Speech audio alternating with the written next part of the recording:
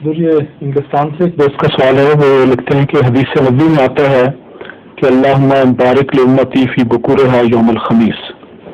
ان کا سوال یہ ہے کہ جمعرات کے دن کی فضیلت کس وجہ سے ہے اور باقی دنوں میں سفر کرنا کیسا ہے؟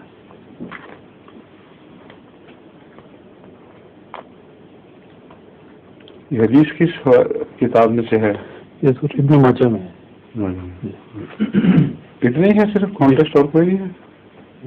ہم تو اتنے ہی الفاظ ہیں اس میں میں نے تو پہلے اس پہ غور نہیں کیا، مگر صرف ایک ہی بات مجھے سمجھ آ رہی ہے کہ جمعے کو پسندیدہ نہیں ہے سفر۔ تو جو لوگ جمعے کی سفر کی ضرورت کے پیش نظر جمعے کو سفر ترک کر کے ایک دن پہلے چل پڑتے ہیں، تو ان کو غالباً اس نیت کی جزا کے لیے دعا کی گئی ہے، بجائے اس کے کہ وہ جمعے کو سفر کریں وہ ایک دن پہلے تکلیف اٹھا لیتے ہیں۔